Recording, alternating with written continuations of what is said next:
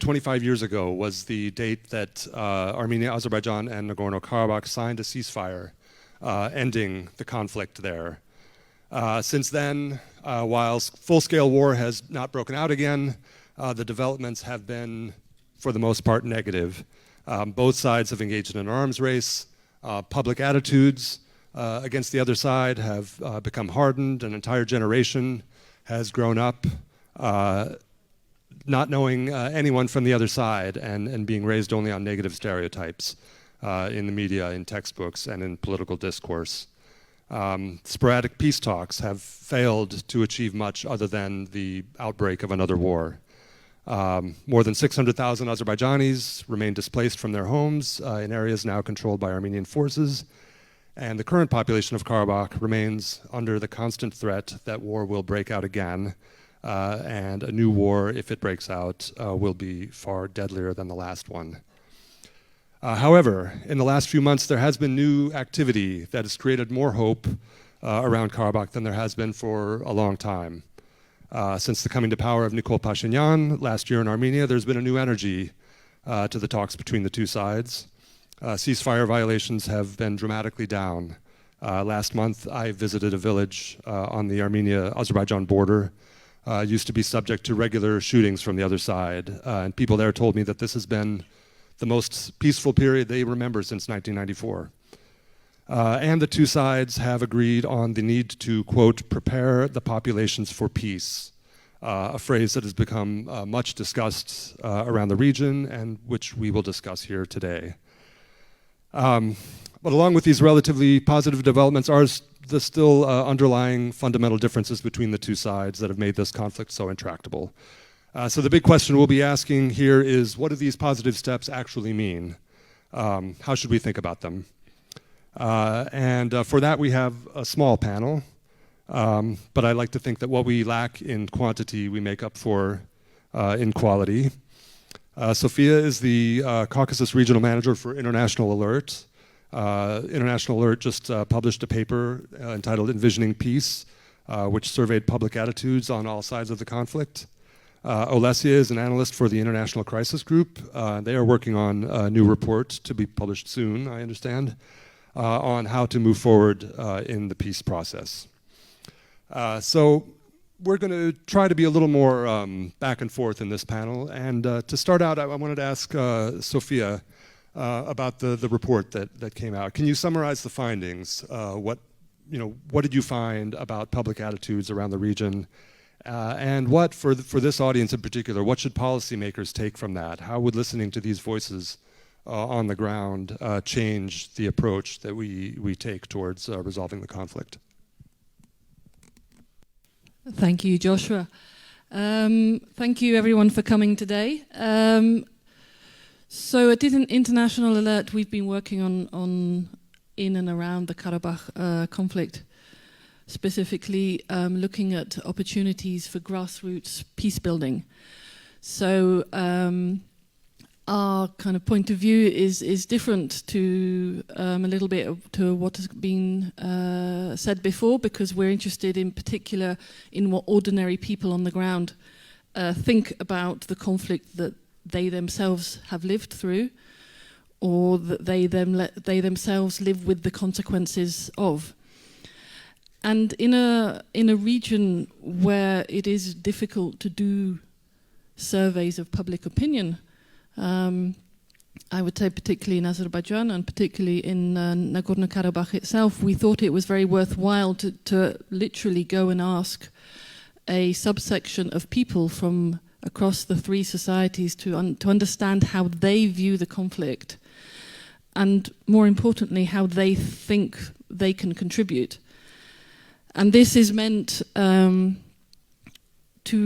inform the policy dialogue which is going on at the higher levels, and is meant to enlarge the space for discussion.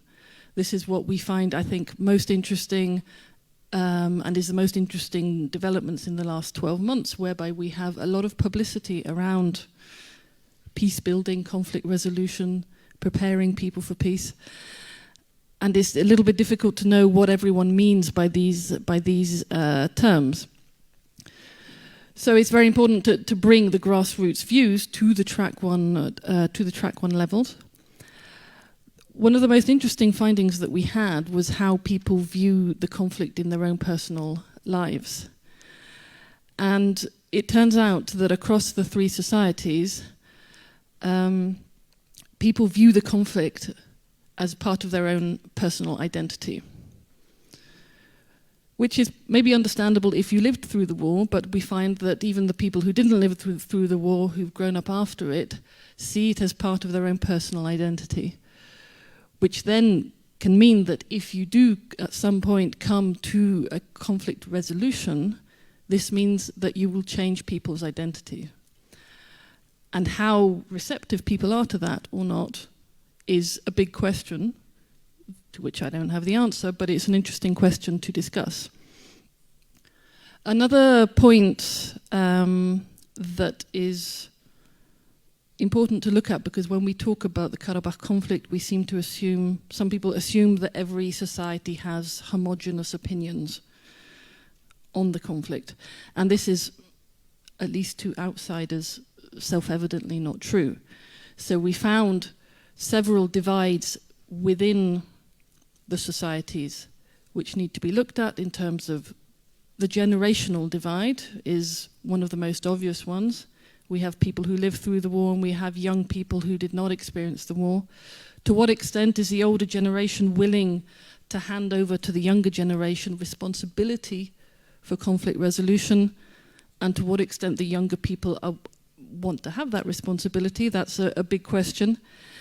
There's a great urban and rural divide, which is also to be expected, I think, because you see that in many different countries, but people don't necessarily go and ask the opinions of people who live outside Baku, Yerevan or Stepanakert.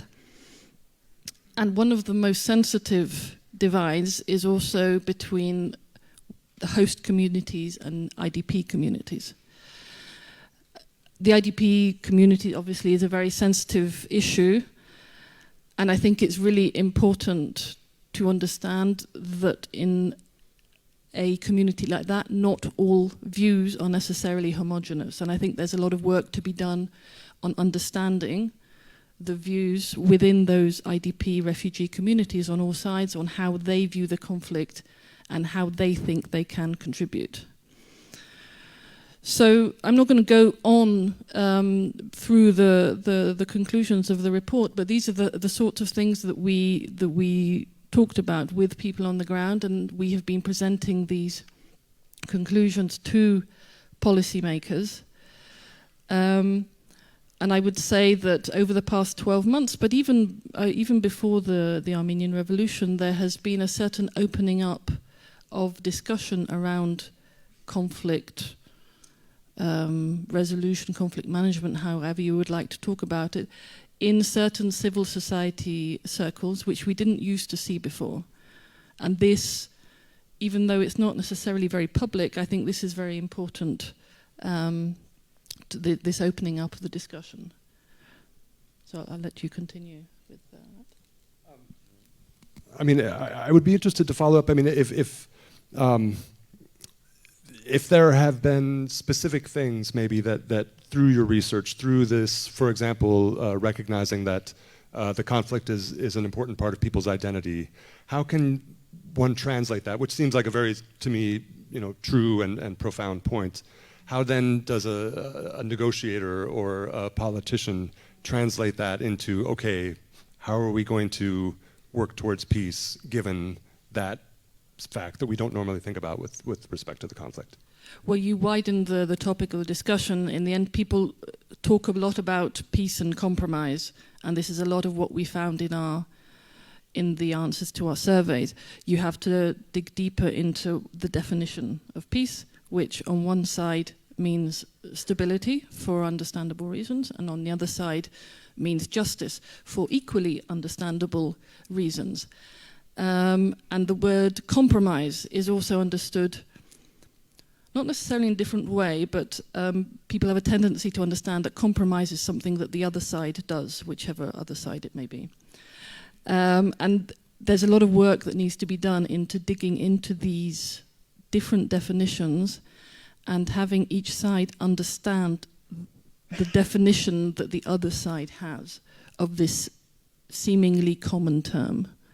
And that is something that where a lot of work can be done, and through that you can also get into the topic of identity. So conflict is a part of your identity, and then you can talk about what is your identity and the concept of shared identities, which is very limited in this part of the world. Can you be from Armenia? Can you be from the Caucasus? Can you be an IDP? Do you want to be known as an IDP, as a refugee? Do you want that to be your primary identity? So the concept of diverse and shared identities is something that is, which you see in other parts of the world too. Coming from the UK, we have a huge problem with diverse identities. But this is a topic that could be explored a lot more. Great, thanks. So the conventional wisdom around the conflict has always been that even if the leaders of the two countries were to come to a peace deal, they would have a trouble selling it to the populations. Both Serge Sargsyan and Ilham Aliyev were widely disliked and distrusted among populations. And so we're always going to be vulnerable to criticisms that they were selling out or even betraying their country if they came to a peace deal that required difficult concessions, which any peace deal inevitably would.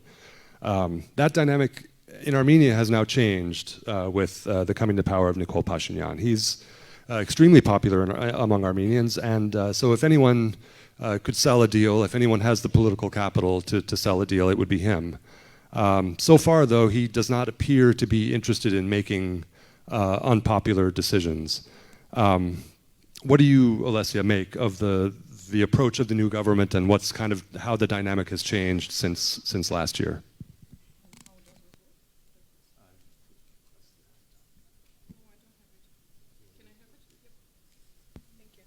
Can you hear me? Yep. Well, I think, yeah, I think it's really very important actually not to discuss Armenia only separately, you know, like taking it separately. And we definitely need to see this thing in the context.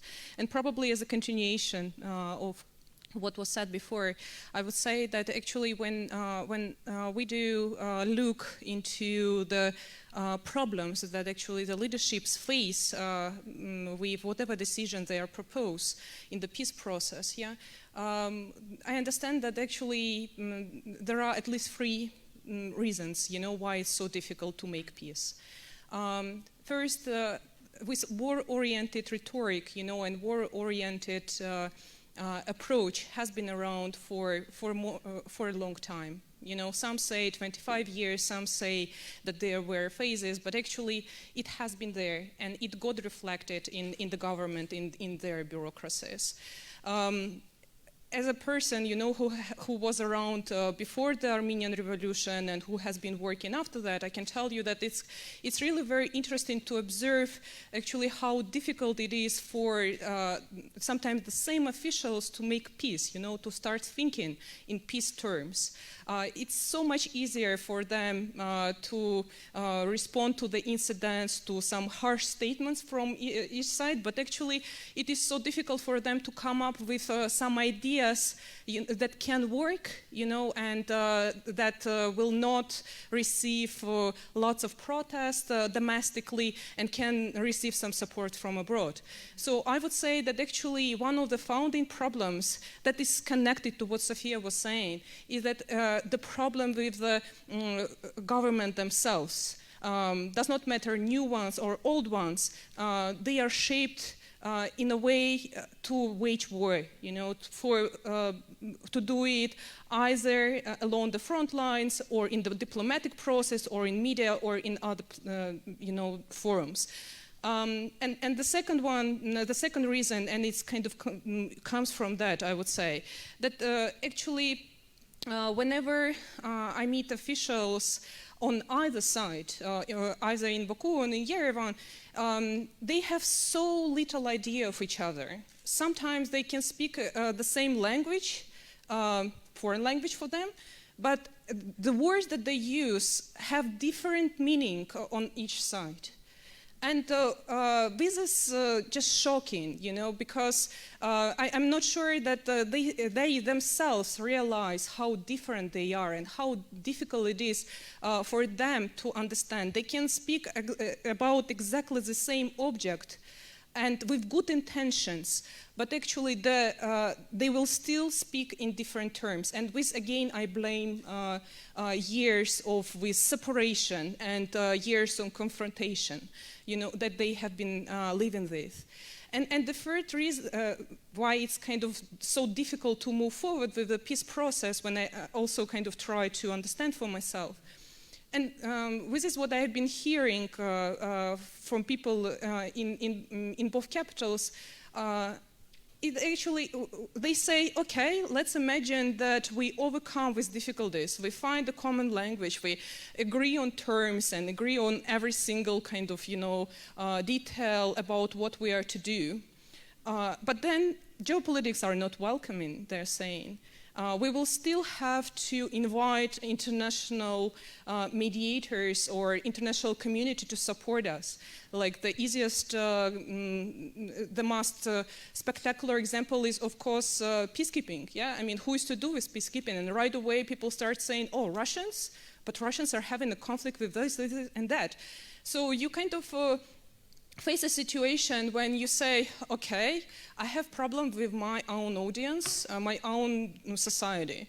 I have problems with understanding what the other side wants to do or tries to do. I don't, in many cases, don't have my own plan, you know, what to do, how to proceed, just because I do not have an experience of making peace. And in addition to that, whatever big step, let's say, yeah, I'm to make, that means that I'm to invite the conflict, or a bigger conflict between the West and Russia, to my own context, which is already so problematic. So I would say, kind of, you know, if anyone had told me a year ago that they would reach even with progress that we are witnessing now, because I believe that it is amazing what have been happening during the last months, you know. I would probably look at that person and ask, how many beers did you have, you know, just because it's so difficult to imagine that any kind of, you know, steps forward in the current context, both domestically in the region and internationally. And when I say about the progress, I don't know where to discuss this. I mean, first of all, of course, communication channel that was established between the leaders, which hasn't been around for 15 years. One may say that, oh, come on, I mean, what's happening? Actually, it's a major thing, you know. I spoke to military who are along the front line, you know, and of course, their thinking is still about the possible escalation and possible shootings, you know, and how to respond to that. But on the other hand, they also realize that the communication channel and what it brought, it's actually prevention and also a possibility to figure out who is to blame for any kind of incidents, which actually helps, just because less shootings are happening. I know that it sounds very cynical, but less people die. Yeah, it opens things, and again, this hasn't been happening for 15 years. And yeah, there are some other developments, and they are very important. Again, the one that the president of Azerbaijan and Prime Minister of Armenia reached in Vienna in end of March, which is about the visits, which is about with agriculture, support to the farming along the front lines. One may say, oh, come on, with this all small. It's huge. It's huge. So I would say that while we are kind of discussing this politics, it may look not that attractive, but on the other hand, we can see things happening. Yeah, I would really agree with that, and actually re-emphasize the impact that obviously the Armenian revolution had on Armenia, but specifically on civil society in Armenia, part of whom also work on peace building. And after years and years of stagnation and of thinking that nothing is ever going to change, these people were involved in a non-violent revolution. So this firstly shows them that the type of work that they do can sometimes be successful. And secondly, it means that quite a few of them end up either in parliament or in government. And this has then also created space within civil society for new young people to come in and to be engaged and to understand the power of civic activism and the power that they have as people in their own societies. One interesting dynamic I think that's developed since Pashinyan came to power is that there's been a sort of there's a number of, I would say, minor but public disputes between him and between the leadership in Karabakh. And if one reads between the lines, it seems like there's some distrust in Stepanakert of Pashinyan in general, and in particular of the possibility that he might make some kind of concessions. For Olesya, what do you think is going on there politically? Am I reading that correctly? That dynamic? I think you're kind of pushing me into very troubled waters. But well, I think we really need to look into with relations between Yerevan and Stepanakert, not kind of only from the point of view of like last year, yeah.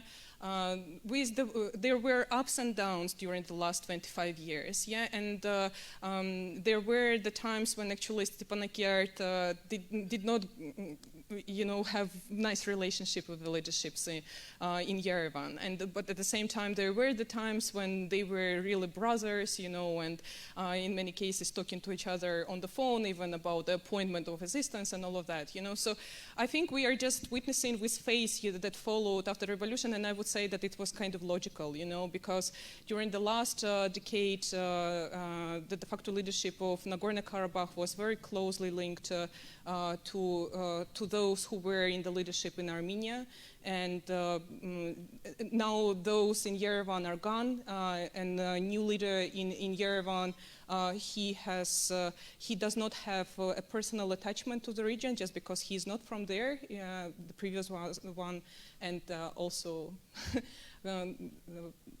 and those who were before the one also was from there. So it's I would say that it's a normal process, to be honest. I know that there are a lot of people, kind of speculating about what it means. I can see lots of emotions in Armenia itself, and like for example, the prime minister, he seems to kind of he's quite emotional in his statements when he sees that the leadership from Stepanakert, that they are actually getting still.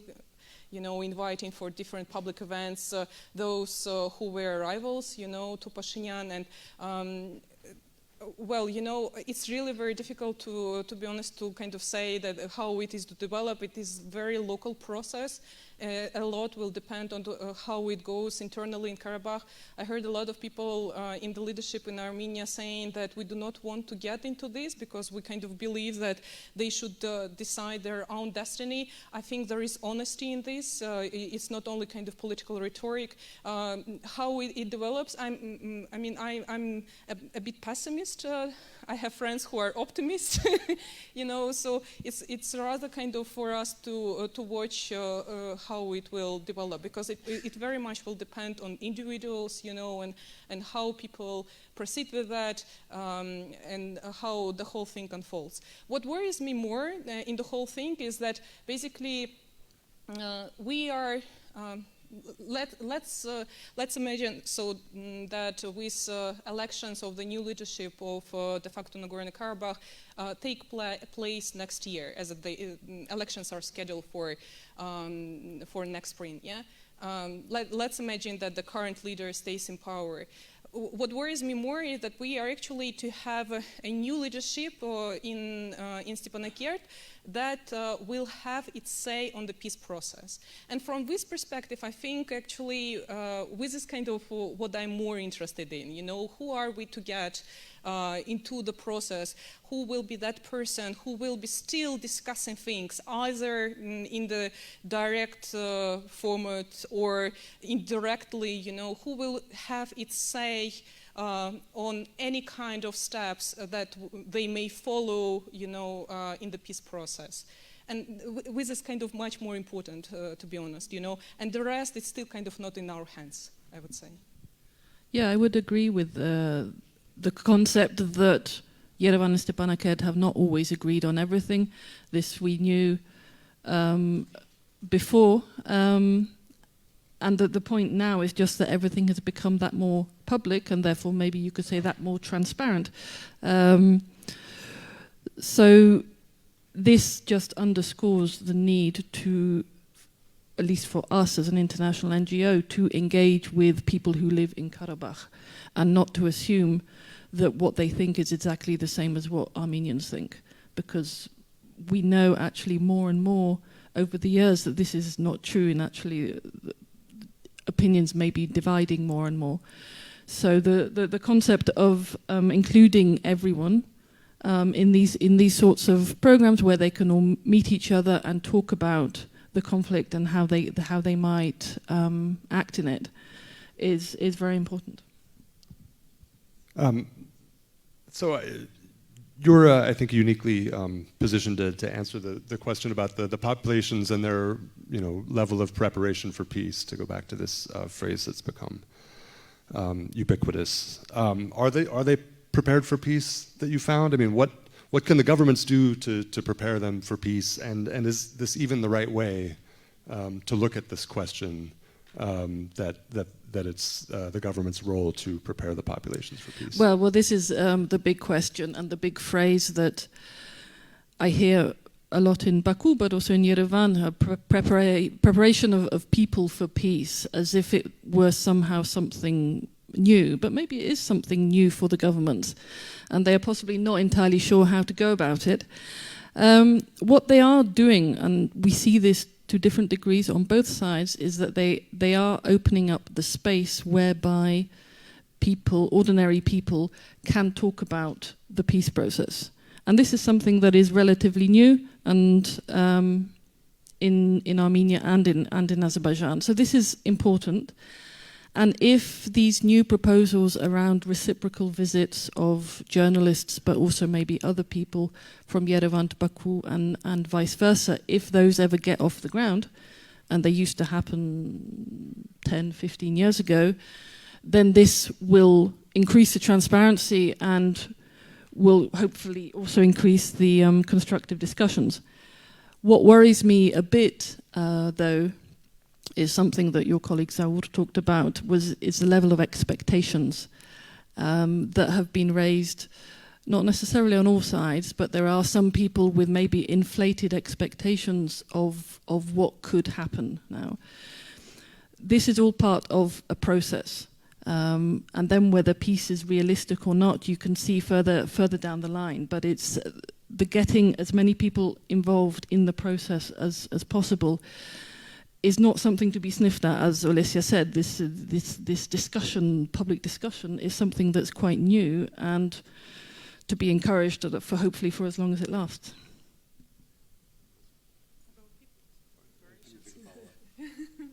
Yeah, I'm one of those who are a bit kind of also asking this question, and I understand that there are different answers to these preparations, preparation people for peace. It kind of sounds a bit patronizing, especially when it is voiced by some foreign politicians, let's say, or diplomats. I would say that actually the best way to show that you have an intention for peace is actually by not just saying this, but actually doing things. And if you ask me, actually, this idea of supporting the farming process along the front lines, it's the best possible thing, they could do to show to the populations, conflict-affected populations, that with this, we are serious about building, bridges, or, because this is something that really affects people. And one would say, like, for example, on the Armenia side, along the border, there are about 6,000 people who get affected on this every single year. And with this might be a small number, you know, when you look at the population of Armenia, Azerbaijan, but actually this is very important. And for these people, you know, they have been losing access to their farmlands. And if they are able to finally access the land, you know, and make survival out of this, this is much more important than actually probably, sorry, but like another speech or nice words or things like that. They can also complement the process, but there is a need for real actions. I think there is more space for things like this, but it also requires a certain investment, you know, because I understand that people, for example, in Baku may want to actually see a result not only along the border. Yeah, I mean, one may say, okay, it's great that 6,000 people on the Armenian side and several thousand people on the Azerbaijani side now have access to the farmlands that they did not have before. But what's about Nagorno-Karabakh? Yeah, what's about IDPs from the area? What's about actually resolving the issue? And to be honest, I don't have an answer to that. I think it's very political still, you know, and it very much depends on those who will be making decisions, you know, for them also to measure how much their public can get satisfied, yeah, with small steps that they're making. I would agree with that, and when you talk about it being political, what we need in the peace-building community is for everything to be depoliticized. So when we come to these ideas, I know, but this is what we need. When we talk about reciprocal visits, or you talk about families visiting detainees on the other side, there's modalities in place for this to happen. ICRC, International Red Cross, can make this happen if it's done in a depoliticized way. When the sides want to do something in a depoliticized way, it can happen, and it can happen very fast, and I have personal experience of that. The minute that these kinds of things are politicized, then it becomes impossible for us to do anything. Great. So looking at the questions we got, I'd first like to deal with this sort of meta question about the panel, about the representation on the panel. This is something that I discussed with Andre before the panel, and agreed that Andre would explain the thinking of the organizers for the selection of the panel.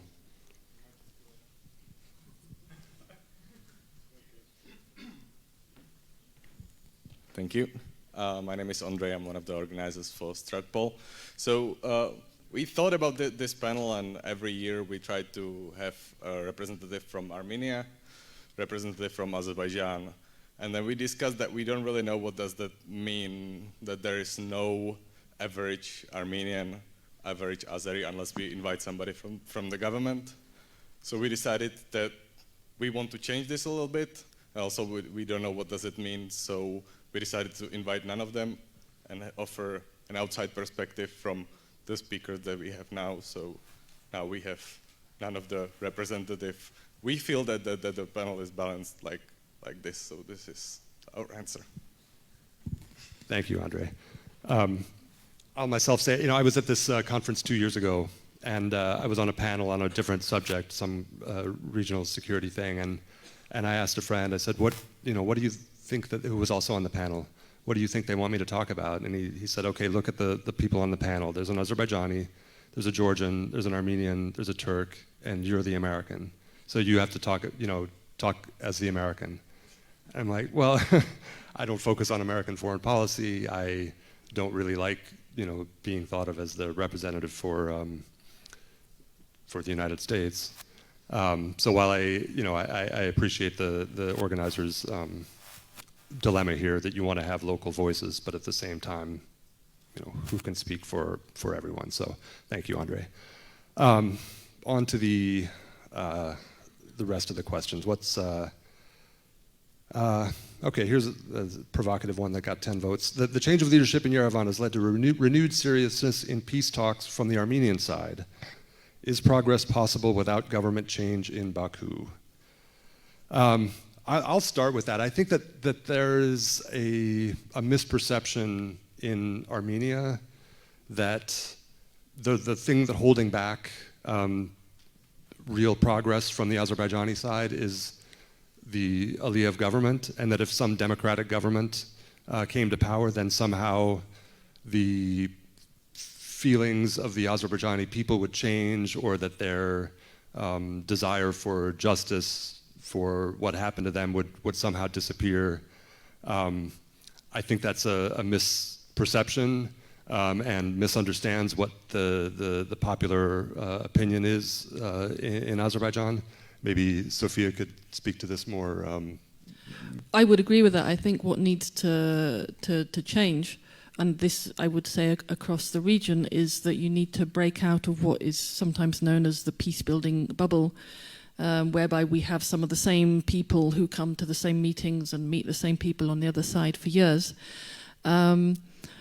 You need to bring in new people who wouldn't necessarily regard themselves as peace builders, whatever that means, but who have an interest, again, in being civically active and in meeting people from the other side. So you need to create the conditions for that to happen. And I don't know necessarily that a change of regime in Azerbaijan would necessarily help that along particularly. There's an interesting process question about the Minsk group. Is the instrument obsolete, needing refreshment? I might add to that, expand that question. There's been some debate about the Madrid principles, and this has been the sort of operating framework that the talks have been conducted in for several years. I mean, in general, do we need some kind of dramatic new approach, or would that just destroy something without the possibility of building something new? What do you think, Olesya? Well, this is what people say, you know, when they kind of cite the need, when they try to ignore all the questions about the reform of Minsk group and so on. Well, when I speak to people who are directly involved in the process, I understand that this is something that actually unites them. I mean, they all are not happy about the Minsk group, yeah? I mean, but on the other hand, they are too afraid that if they remove the format, that there will be nothing else, and there will be all the agreements or all the statements that were made in 25 years, they will be kind of questioned, and so all of this comes in. Well, you know, it's with Minsk group thing has been around for so long, you know, with people criticizing it. It's mainly just because, you know, it consists of 3 countries, and from time to time one of them is more interested in the process, and now seems like everyone is more or less kind of, you know, diverted their attention to some other parts, you know, of the world. But I would disagree with you about the Madrid principles. I don't think that it is directly linked to the Minsk group. I think it's a major... Yeah. So what are the Madrid principles? Madrid principles are about three principles that were adopted in 2007. And with principles, I spoke to one American diplomat who was at the table, you know, when this thing was agreed, and that diplomat could not understand why they're adopting them all together, because they are actually coming from the Helsinki document, you know. So they are very general, and they actually bring something that is there. Based on these 3 principles, and these 3 principles are actually about territorial integrity, right for self-determination, and no war or threat of war. Based on this, then they developed 6 elements. And these 6 elements are there, you know, and the reading of these 6 elements very much varies on who you're talking to and in which period. You know, so you, for example, look at the interviews of the people who were involved in the process, let's say 8 years ago, and you can see that some of the elements they were in favor. Now you speak to the same person, and that person say that I'm completely against. if we heard from both sides after the Armenian Revolution that they still are ready to go and to make use of the Madrid principles, which are free. And 6 elements, yeah, there. If you ask me, I can see how to make this thing work. The problem for me with this kind of package of Madrid principles and elements is that people are mainly looking for the final result, return of lands. But how this should be happening? What is the process? Let's imagine that I'm the one who is now living in Nagorno-Karabakh, and I'm hearing that a portion of the territory, let's say I live in Hadrut, which is right next to the Jabril district, which is supposed to go back, yeah, according to the elements. And that exposes my town right away. And if I'm afraid of the other side, that most probably I will ignore and I will never ever agree with that. If someone comes and discusses and agrees to discuss how we should be happening, yeah, the process, what kind of guarantees we are to have, how I'm going to participate in the process, I mean, in general, yeah, how the person who is to come and live next to me is going, how we are to actually coexist. Does not matter what will be the fate of these territories. This has never happened. No one made this exercise. So we are actually talking about 3 principles and 6 elements that were never unfolded, that never saw any kind of detailed conversation and debate. And not only in the public, but actually internally as well. So when I speak to the former officials, they cannot explain how this referendum is going to happen. They all have their own understanding. This is wrong. You know, and that undermines the process, and that also leads to more frustration on both sides, and with more people saying that peace is not possible and war is the only solution. So to the point, and I kind of act now as an activist, I understand the problems with the Minsk group, with the Madrid principles and all of this. But I still think that instead of just like looking for some major things and going for huge demands, blunt demands, you should start working and be honest about your possibilities, what you have, what realities have developed on the ground, and what can be done in short term, in longer term. And this could be the only way out, to be honest. Yeah. We have several questions about the international context, of course. What's the role of Russia? Would it support a resolution? In what terms? Do you not think that the main reason of disagreement between Armenia and Azerbaijan is Russian provocations? Are the powers benefiting from evaluating the tensions between Armenia? I think all these questions are getting at the same thing, which is, you know, to what, well, Russia, and I think we can expand it to other international players as well. To what extent is this a conflict between the people of this region, and how much of it is being driven from outside? Well, what I would say personally is that the role of Russia in all the unresolved conflicts in its neighbourhood is quite often characterised in the same way, and I think that's a mistake. These conflicts are all different in their own way, and they have their own characteristics.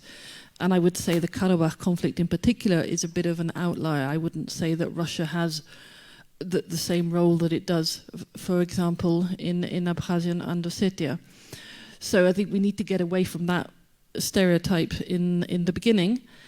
One interesting thing that we found, again, coming back to our survey, we asked people who they think is responsible for resolving the conflict.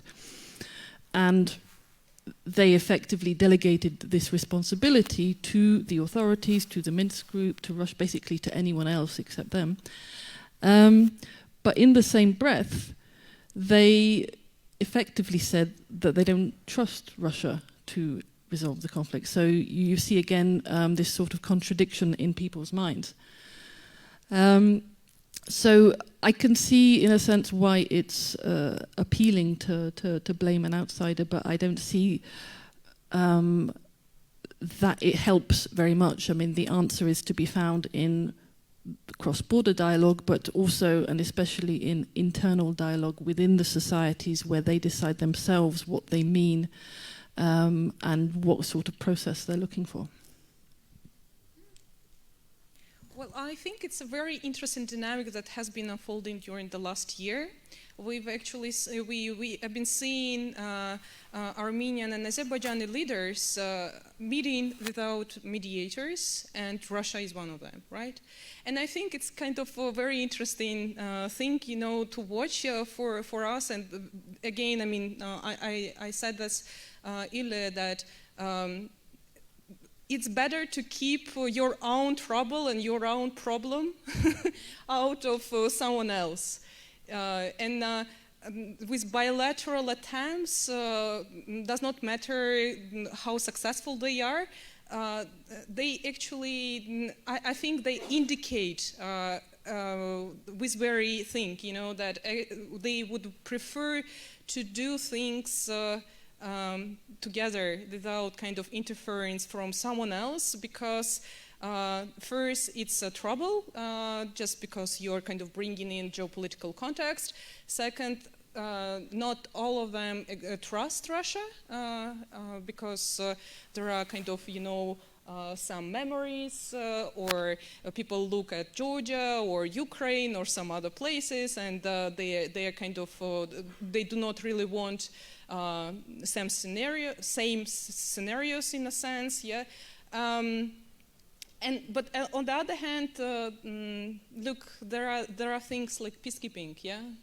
And the only country that has been willing to contribute is Russia, yeah. I mean, I'm talking about Lavrov plan since 2015, and who else is there to contribute? We haven't been seeing many people, you know, like talking about this altogether. So while everyone kind of, you know, pointing at Russia, yeah, seems like with guys, you know, they're kind of home alone for quite a long time. And they reach the point when they say that, okay, let's talk together, and if at some point we need some help, then we will invite someone from outside. I see the question there about South Ossetia and Abkhazia, comparing Karabakh, South Ossetia and Abkhazia. And as a person who has been working on Georgian conflicts for much longer than Nagorno-Karabakh, I can tell you that these are very different contexts. And it is a major misconception, and I think it's a major problem that we have been having, and not only here in the region, but actually in other parts as well, kind of uniting Donbass and you know, all of this all together. These are parts of different things, and there is, I mean, just very kind of small, whatever, you know, like, I don't know the level, right? I mean, of knowledge here, but in Nagorno-Karabakh there have been never peacekeepers.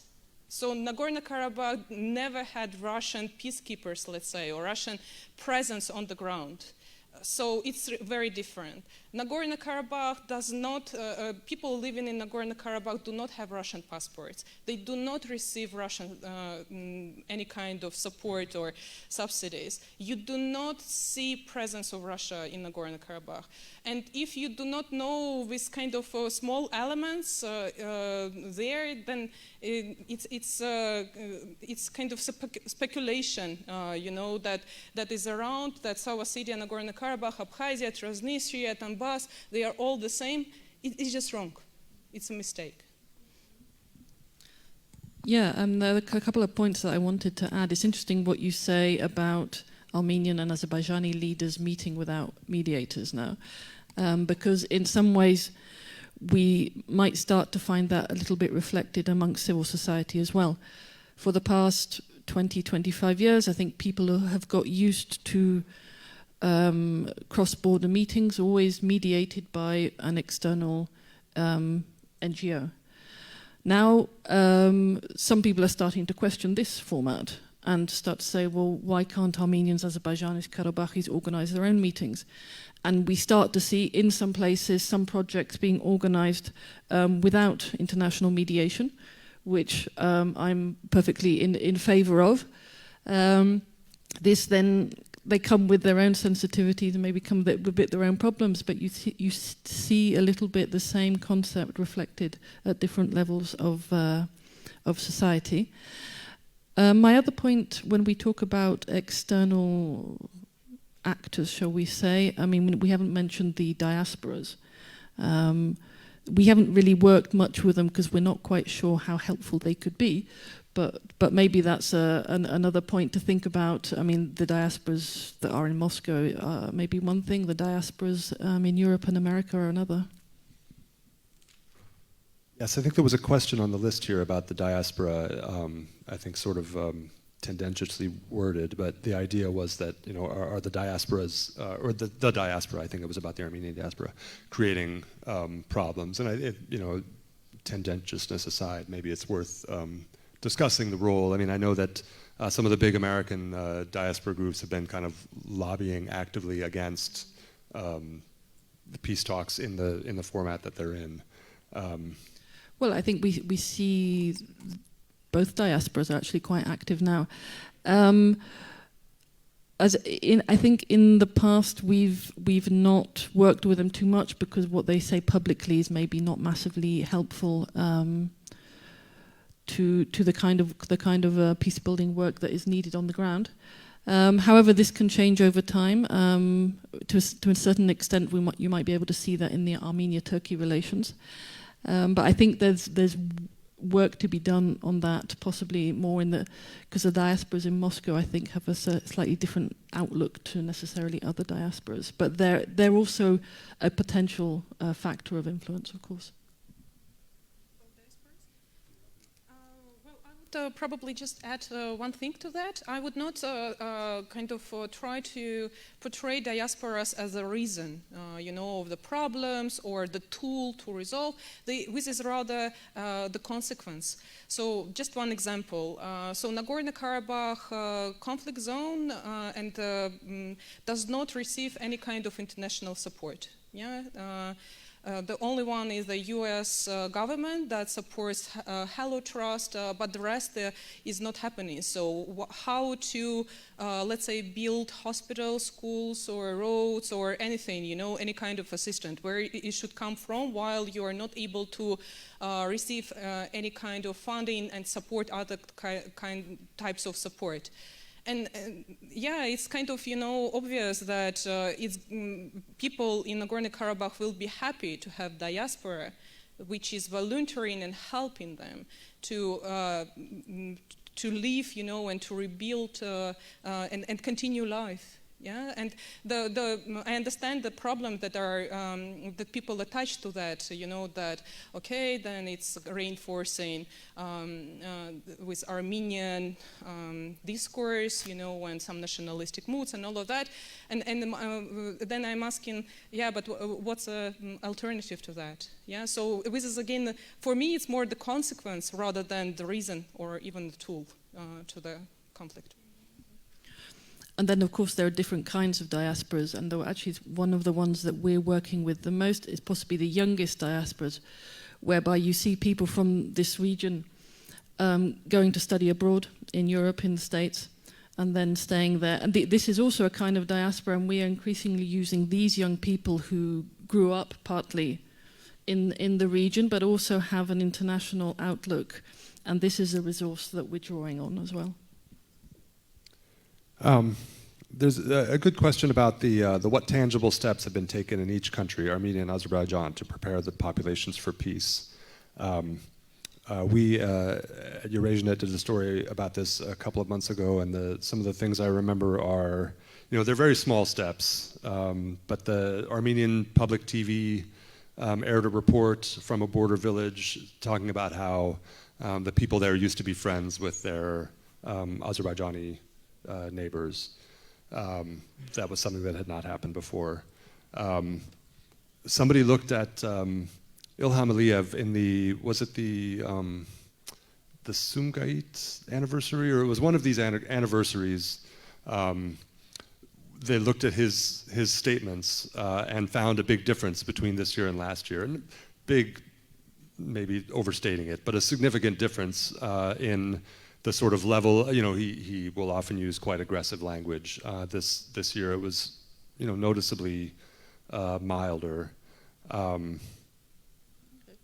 Well, obviously, the most tangible step, though obviously tangible is not all that visible, but is self-evidently is going to be human capital.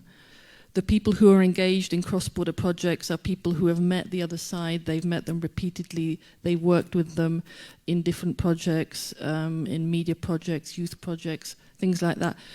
These are people who the governments are going to need in 10 years' time or in 20 years' time, whenever it comes to it. So this is the answer that I always give when I get this specific question from the governments. In the end, it's preparing the constituencies that they're going to need to have these people work with them during the process that is peace building.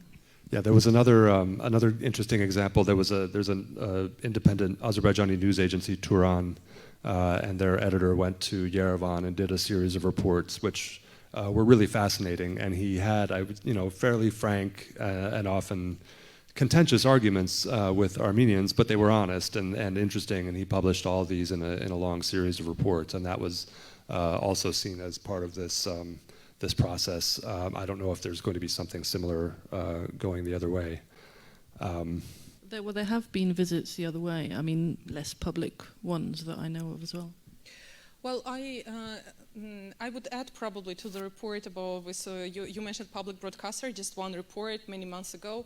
I think as the one who has been following the Armenian media, I think the statement that was made by the Armenian Prime Minister in March during the press conference, when he basically said that why are we always fighting with each other in the social media? Yeah, one may say, yeah, it's funny, but actually, was it the first time you're having an Armenian leader who is saying that it's fine not to fight? And I actually, his statements, sometimes when I listen to what he says and how he formulates things, if you compare it to the previous leaders and other officials in Armenia, they are revolutionary. Because and what he does is actually he is promoting a very new discourse in Armenia, which is not only about we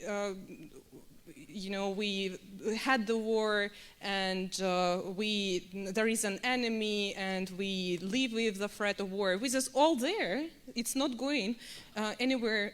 But what he does is that he is promoting the idea that actually we are not only us human, the other side, on the other side we also see human. And he's constantly saying this, that I'm ready to speak to these people. Well, one would say that maybe it may sound naive, to someone, but actually this is huge thing, for the Armenian society and for Armenian language society. And I would only compliment that. I think one would need the courage to actually make statements like this. And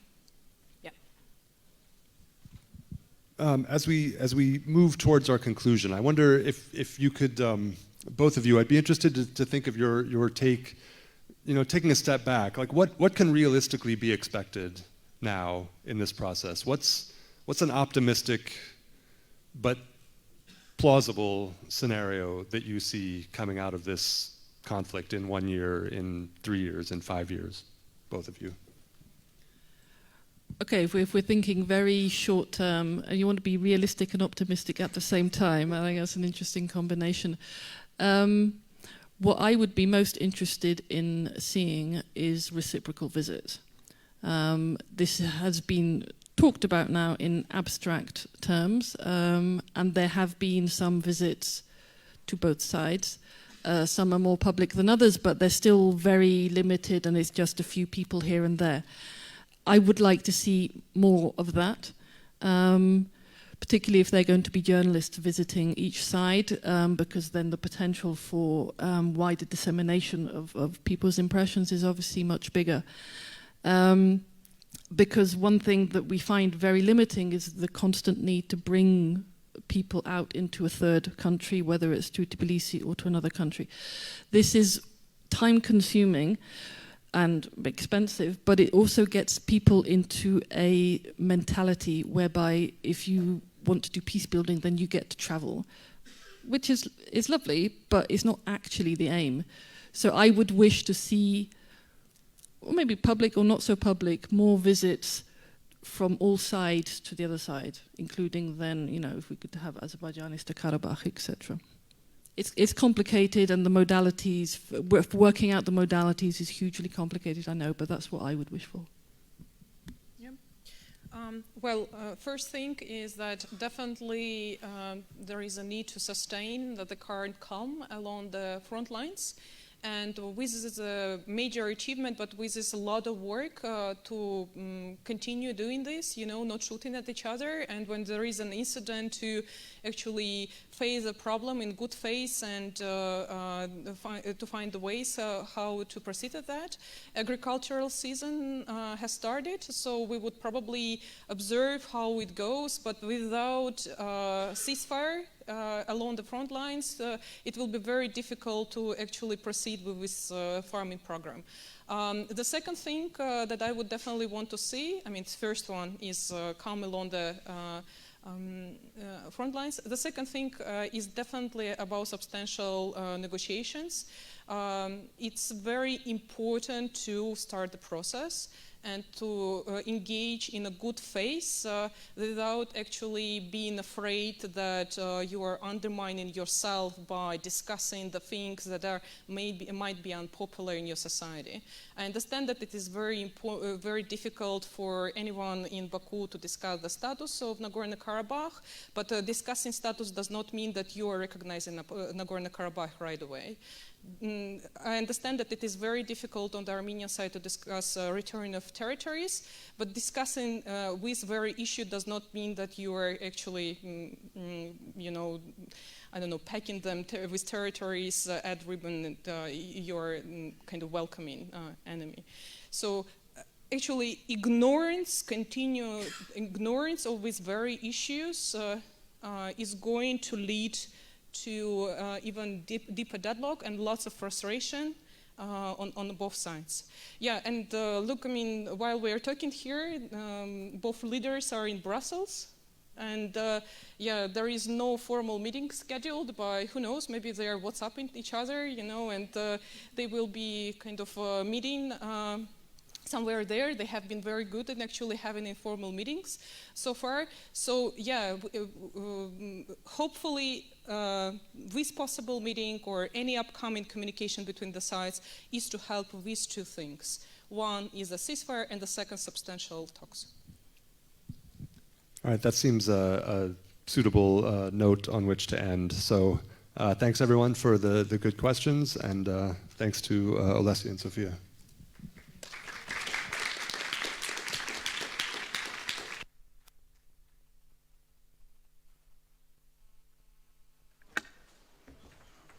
We have some coffee outside, 15 minutes break.